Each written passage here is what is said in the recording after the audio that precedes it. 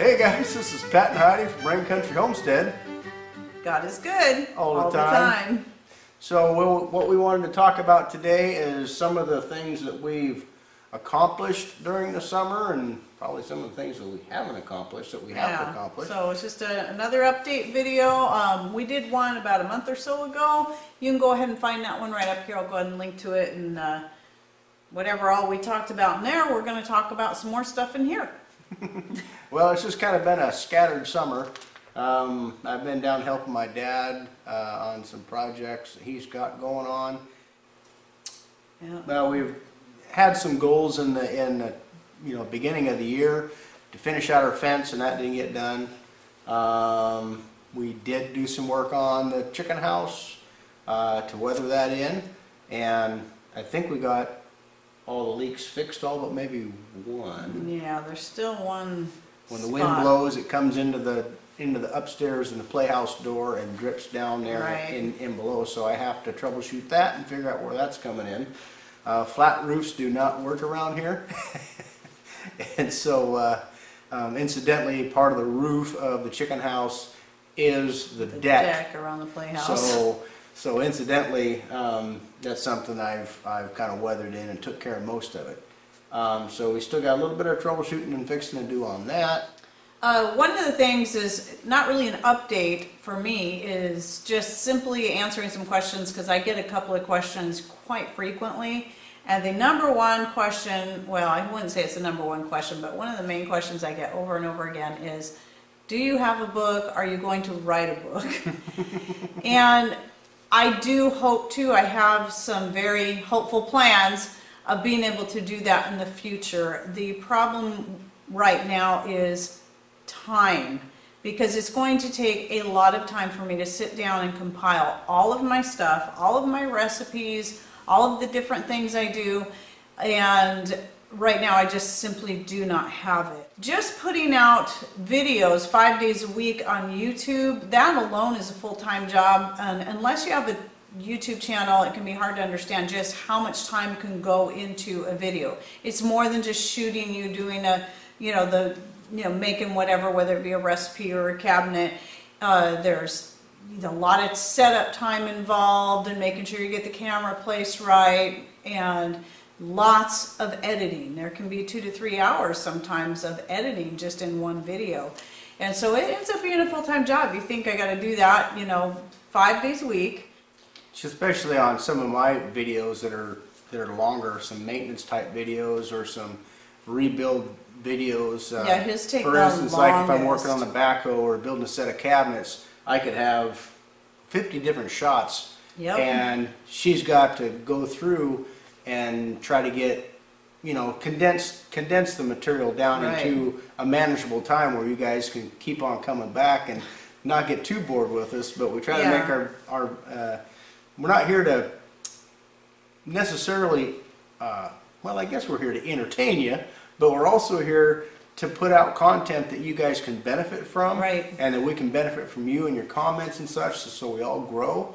But some of these videos, especially my videos, take a long time. So if you're building a cabinet or something like that. Anyways, just to kind of give you a snapshot on some of the time that goes into these videos, and we really enjoy what we're doing here. Right. But it is a full-time job. It is a full-time job on its own. And then she'll get up at 4 o'clock in the morning and she'll fall asleep on the couch at 7 or 8 if she's still, If I sit still, usually I'm cutting out fabric for skirts in the evenings or crocheting stuff. But if I stop for a few minutes and just sit there, I'm out like a light. I fall asleep. It's like Energizer Bunny. But yeah, anyway. The skirt making, the crocheting, the soap making, that's another full-time job. And that it's these things though that are bringing in the income, so that we can keep doing what we're doing. And then also, not to mention just the day-to-day normal stuff that we do, taking care of the chickens, taking care of the garden, though at least now we're into the time of the year the garden doesn't need much tending, and cooking and baking things from scratch, because we don't go out to eat, we don't buy prepackaged foods, we make everything from scratch here, and that stuff takes time, and though it gets easier to do, the more you do it, you know, you can whip stuff up pretty quick, or you find faster ways to do it. It's still, I often feel like I have 3 full-time jobs I'm trying to hold down. And then, you know, I do force myself to take that Sabbath day of rest on Saturdays. So right now it's a time issue, and hopefully in the not too distant future we'll be in a better situation where I won't need to be pouring so much time into YouTube and skirt making, and then I can actually sit down and start writing that book that people have been wanting for so long. One of the things that we did accomplish this year was putting in an outside faucet, and so where we can get around to the front yard, so we can water our herb garden and have water out front for washing vehicles and different things like that.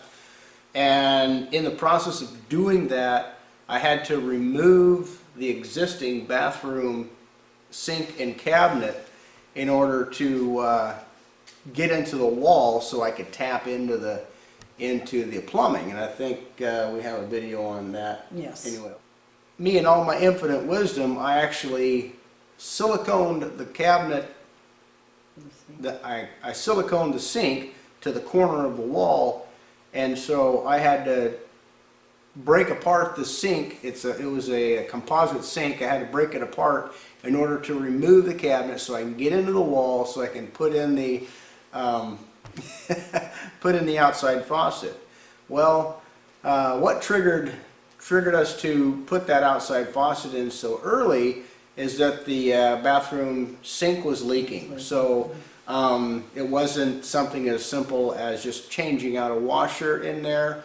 I could have changed out the seat inside of the faucet, but it was, at this point, it's like, well, why don't I just go ahead and get this done? We'll shotgun this thing and get it going. So I had to destroy this other older sink, and so we got a new stainless sink to put in there, and the stainless sink is big enough to where if we have to wash, you know, wash up big canners and stuff like that, we can use that sink. It's actually an industrial kitchen sink is what it is. Yeah.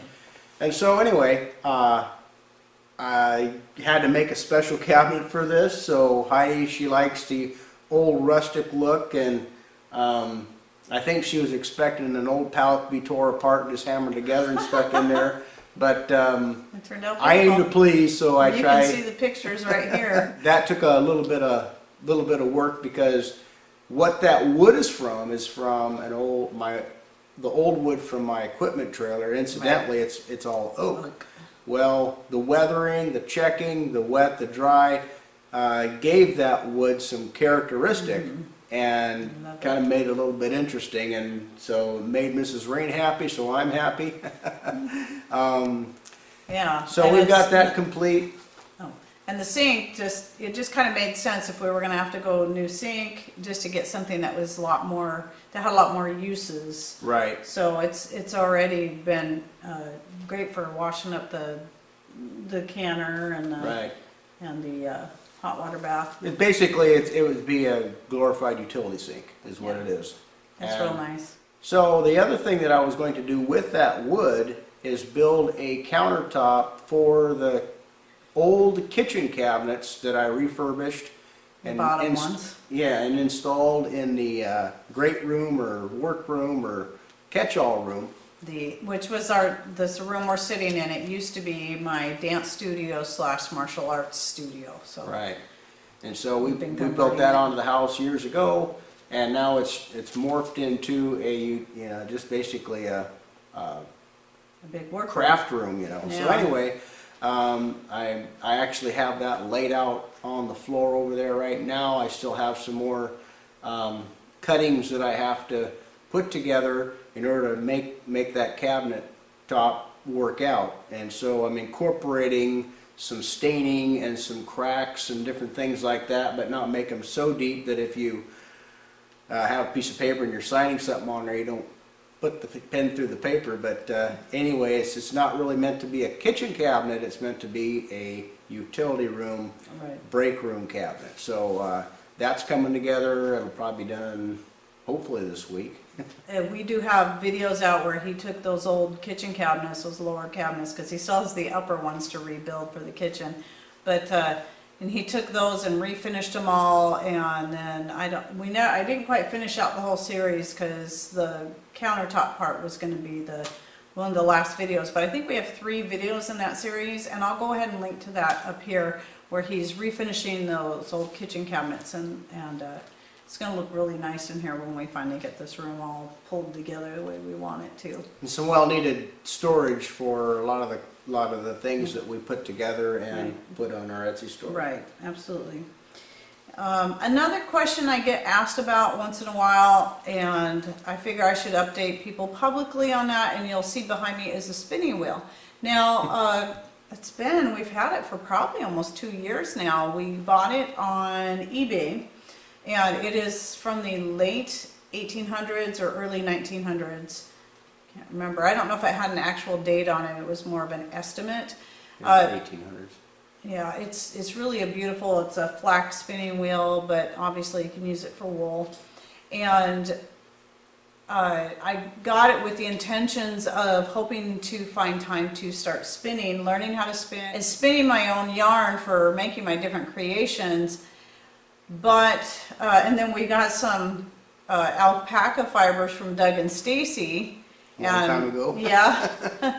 That, eventually I'll be turning into yarn, but the issue there, people ask me sometimes, have I ever had time to start working with it? And no, I haven't.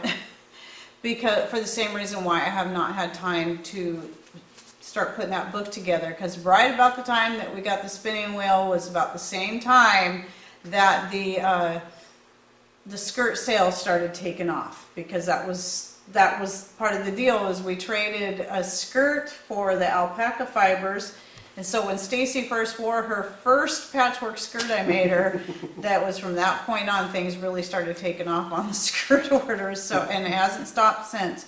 So again, another one of those things that I hope and pray that someday I'll have time to do, and I do still have intentions to do that. The spinning wheel, I will not get rid of it. If nothing else, it is a beautiful piece of art that I just love, but I do want it to be more than that. I want it to be a functional piece of equipment, and hopefully in the future there'll be time for that.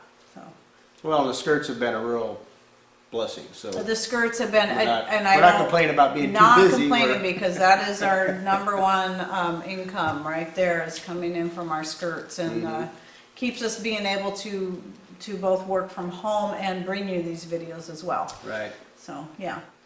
The other thing that we were looking to accomplish this year, and I got a little bit of that project done, but it might happen throughout the fall and winter, is upgrading our solar that we have here. In the winter time, obviously, in the great Northwest, the sun isn't so great because it's always above the clouds. And so I was trying to put in some more panels in order to augment what we have right now. If you guys have been watching us for a while, you're going to know that our solar panels are mounted, hard mounted to the top of our shop, and they are facing east. So the angle is pretty good, but it's a 5-1 pitch, but it's pretty, you want those panels to be facing a southerly direction. So I have 6 new 280 watt solar panels, which will make 3 more strings for our array, and I have the posts buried in the ground right now, and it's just a matter of getting those up and wired in. So that's up and coming. And those will face south.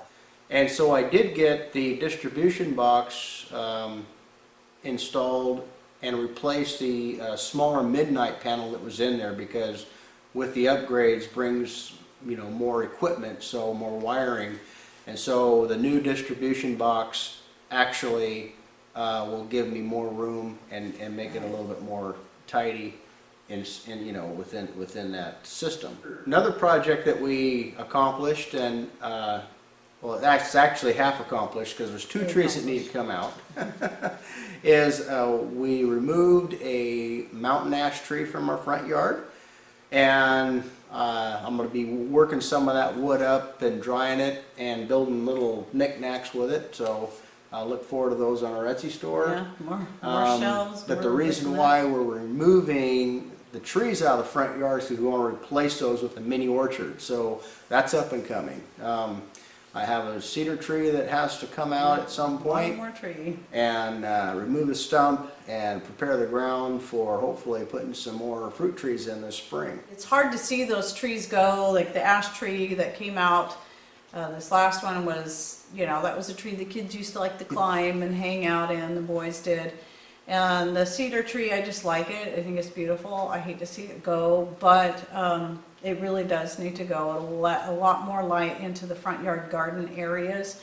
And I can do more expansion on that. I plan on expanding that out even farther, especially now that the cedar tree, you know, once that cedar tree is gone, and then that whole front yard, because it's all, the front yard's all south facing, and so that will give us a lot of light for gardening. My zucchini just did the best out there ever. I got the biggest zucchini plants, biggest zucchini, growing it right out front, then back in the back garden, which is great because now that gives me more room in the back for potatoes and other things that, because I want to grow even more potatoes. I'm trying to get to where we can get enough potatoes to get us through the whole year. Now we did get over, I stopped weighing the potatoes and there's still more out there to dig up, but we did get over 100 pounds of potatoes between a little section out in the front yard and then the section out in the back where I also grow the squash, which I'm going to turn that section only into just growing squash and not potatoes, and then move it around. So that's kind of what's coming. So more garden expansion, and then the mini orchard. So we've got a few different trees already that are in pots, you know, plum trees and an apple tree that we would eventually like to get in the ground out there, and then maybe add, we had the Bing cherry trees we were talking about putting in there, but we'd have to get, we realized they were both exactly the same variety, and so we need to get, if we do that, we'd still have to get another cherry tree. That's an update of what we've done so far and what we have yet to come, and be watching for more updates. We're going to try to do these maybe once a month just to keep people abreast of what we have going on, and you know, let you know that we're still plugging along. We're not giving up, and if you're new to our channel, again, we're just on 1/3 of an acre, a corner lot in a neighborhood, and we're making the most of what we have here with our chickens, with gardening all the way around, and just making a mini homestead and being as off-grid as we possibly can with the solar power and rainwater collection and all that. So making the bills a little bit smaller. Right. Well, guys, we appreciate you coming by. Thanks for watching. Take care. And God bless.